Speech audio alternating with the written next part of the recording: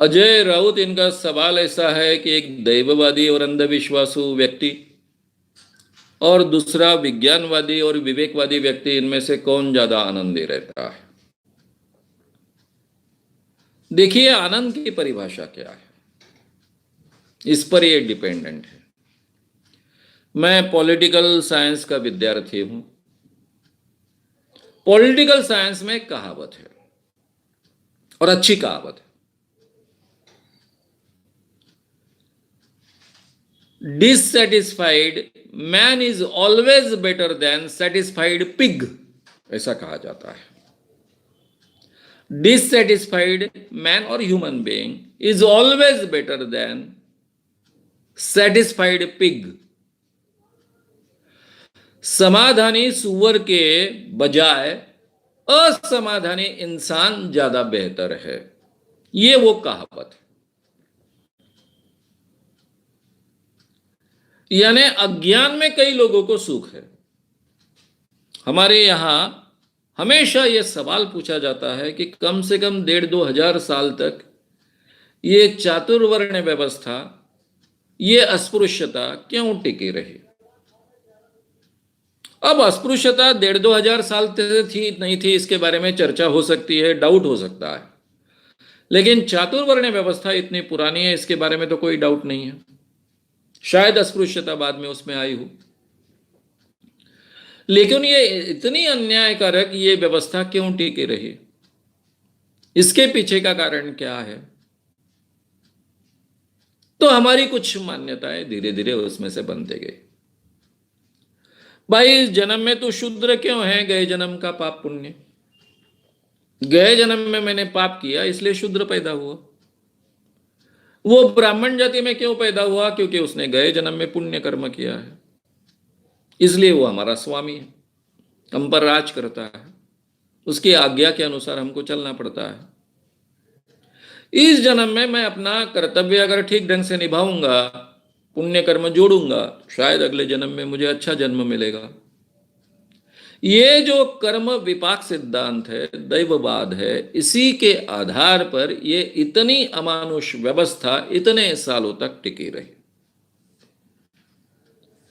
इस व्यवस्था को उखाड़ फेंकने के लिए सभी सामाजिक पुरुषों को, चाहे वो ज्योतिबा फुले हो, सावित्रीबाई फुले हो, शाहू जी हो, अंबेडकर जी हो, चाहे महात्मा गांधी हो, सबको ये दैववादी, चाहे विवेकानंद हो, चाहे सावरकर हो, प्रबोधनकार ठाकरे हो, इन सबको ये दैववादी मानसिकता हमारे समाज में से खत्म करनी पड़ी।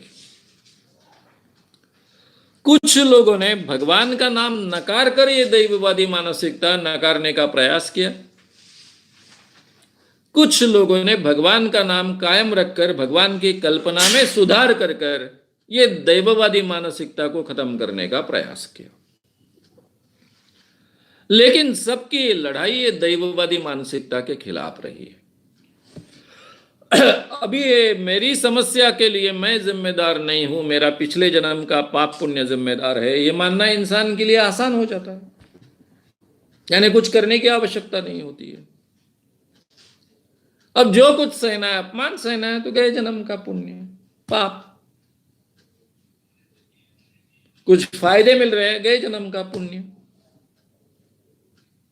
अब अंबेडकर अगर दैववादी होते और सयाजीराव गायकवाड़ के यहां वो नौकरी के लिए पहली बार आए, तो बाकी के ऊंचे जाति का लोग उनका अपमान करते थे, नौकरी छोड़कर चले गए। फिर परदेश से बड़ी डिग्री हासिल कर कर आए, बड़े ओहदे पर वो सयाजीराव गायकवाड़ के यहां ही लगे नौकरी पर। अब उनको लगा कि मैं बड़े ओहदे पर हूं तो सब मेरा सम्मान करेंगे, फिर भी उनके जाति के आधार पर उनका अपमान ही किया। अब अगर अंबेडकर जी दैववादी होते तो मानते चले गए जन्म का मेरा पाप के परिणाम मैं भुगत रहा हूं, और फिर इतना बड़ा आंदोलन और ये सब हो ही नहीं पाता। सेम गांधी के बारे में होता। गांधी को अफ्रीका के फर्स्ट क्लास में से बाहर फेंक दिया, ट्रेन में से।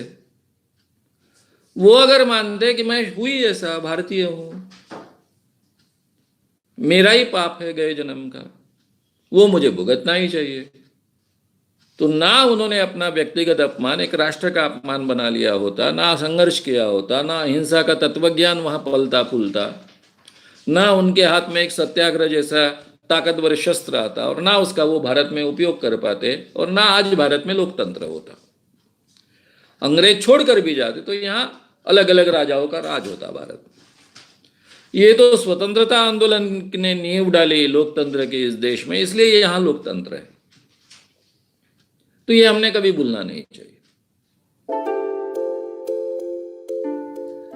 तो इसलिए हम देखेंगे कि जो दैववादी लोग होते हैं, धार्मिक लोग होते हैं, वे भी आनंद में रह सकते हैं, सब अन्याय सहने के बावजूद आनंद में रह सकते हैं,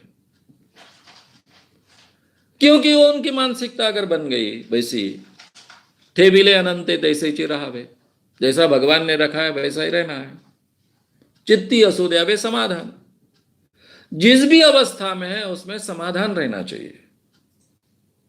यह साइकोलॉजिकली बहुत अच्छा वाक्य है, चित्ती असुद्यावे समाधान, यानी हमारे मन में हमेशा समाधान होना चाहिए। यह साइकोलॉजिकली बहुत अच्छा वाक्य है, बहुत बेहतर वाक्य है, बहुत बेहतर तत्वज्ञान है। लेकिन ठेबिले अनंते तैसे चिरावे, भगवान ने जैसे रखा है उस अवस्था में रहना चाहिए। यह बहुत ही भयानक वाक्य है, बहुत ही भयानक तत्वज्ञान है, इसमें का आधा हिस्सा भयानक है। और इंसान में यह सामर्थ्य होता है कि हर अवस्था में वो आनंदी रह सकता है, हर स्थिति में वो आनंदी रह सकता है। इसलिए सुअर की अवस्था में आनंदी रह सकता है इंसान, वो कीचड़ में भी आनंद ले सकता है। यह उसके मानने पर निर्भर है, जो हम हजारों सालों से भोगते आए हैं। अगर ये हमें असंतोष नहीं, ये नहीं, हमें ये समाधान नहीं होता तो इतने सालों तक ये अन्याय हम सहन नहीं करते। इसलिए जो बुद्धि प्रामाण्यवादी है, विज्ञानवादी है, रैशनल है, वो भी अगर उसके एटीट्यूड्स करेक्ट नहीं रहेंगे, बहुत रैशनल है लेकिन एटीट्यूड्स करेक्ट नहीं है,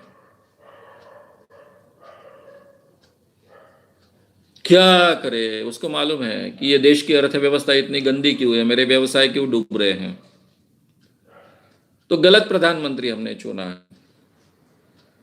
इस प्रधानमंत्री को अर्थव्यवस्था की कोई समझ नहीं है। डीमोनेटाइजेशन जो उसने पहले गड्ढे में डाल दी और बाद में और गड्ढे में डाल ही रहा है, और पूरा देश बेचने को निकाला है। इस कारण मेरी अर्थव्यवस्था में यह हाल है। ये समझ में आने के बाद में वो ज्यादा अस्वस्थ हो जाएगा अगर उसके करेक्ट एटीट्यूड्स नहीं है तो। अगर एटीट्यूड्स करेक्ट है तो उसके समझ में आएगा कि भाई मैं केवल अस्वस्थ होने के कारण, केवल चिंताग्रस्त होने के कारण, केवल मैं अपने मन ही मन अपने आप को गालियां देने के कारण तो ये परिस्थिति में सुधार होने वाला नहीं है। इस अवस्था में भी मैं आनंद में रहकर जो करना है, मेरा कर्तव्य है, वो कर्तव्य मैं करूंगा। ये अगर उसके एटीट्यूड्स है तो एक विज्ञानवादी आदमी, एक रैशनल आदमी उस अवस्था में भी बहुत आनंदी रह सकता है। मेरे दुखी होने से तो कोई परिवर्तन नहीं होने वाला है। परिवर्तन करने के लिए मुझे प्रयास करना पड़ेगा, बाकी लोगों को भी इस प्रयास के साथ में जोड़ना पड़ेगा, और ये प्रयास मैं कर रहा हूं, इसका भी मैं आनंद ले सकता हूं। इसलिए उस अवस्था में भी मैं आनंद से जी सकता हूं। इसलिए आनंद की अवस्था एक अलग अवस्था है। सैटिस्फाइड पीक की भी अवस्था आनंद की अवस्था हो सकती है, और ह्यूमन बीइंग की भी आनंद की अवस्था हो सकती है। तो हमने सैटिस्फाइड पीक के अलावा सैटिस्फाइड ह्यूमन बीइंग की अवस्था हमने स्वीकारनी चाहिए। उसमें सैटिस्फाइड ये शब्द मैं नहीं रखूंगा, आनंद को अलग करूंगा और सेटिस्फैक्शन को अलग करूंगा। यानी मैं अपना कर्तव्य कर रहा हूं, इसके बारे में मैं समाधानी हूं, लेकिन समाज में जो चल रहा है उसके बारे में मैं पूरी तरह से समाधानी नहीं हूं। उसमें मैं बदलाव चाहता हूं, उसके लिए मैं प्रयास भी कर रहा हूं, और ये प्रयास कर रहा हूं इसलिए मैं समाधानी नहीं। इस ढंग का एटीट्यूड इंसान स्वीकार सकता है। इसलिए विज्ञानवादी व्यक्ति, रैशनल व्यक्ति भी बहुत आनंदी रह सकता है, और मैं खुद उसका उदाहरण हूं। मैं हमेशा आनंदी रहता हूं, मुझे किसी भी बात का कोई दुख नहीं होता है, लेकिन परिस्थिति को मैं तटस्थता से समझता भी हूं, और उसके बारे में जो बोलना आवश्यक है, करना आवश्यक है, वो करने की कोशिश भी करता हूं। आनंद ये हमारी दिमाग की अवस्था है। हिप्पोक्रेटस ने 2400 साल पहले कहा कि हमारा आनंद और दुख हमारे दिमाग में से निर्माण होता है, हमारे मानने पर और न मानने पर है। कम से कम हमारी शारीरिक आवश्यकताएं पूरी होने के बाद तो भी आनंद और दुख ये हमारे ब्रेन का हिस्सा होता है। हमें खाने को ही नहीं मिलेगा, भूखा ही रहना पड़ेगा, तो बात अलग है।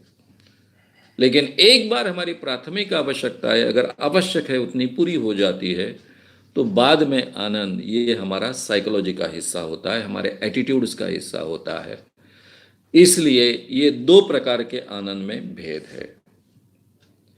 अंधविश्वासी आदमी भी आनंदी रह सकता है, और समझ बूझकर रैशनल बना हुआ विज्ञानवादी आदमी भी आनंदी रह सकता है। लेकिन दोनों के आनंद में जमीन आसमान का फर्क है। एक का आनंद अज्ञान के साथ में है, दूसरा आनंद ज्ञान के साथ में है।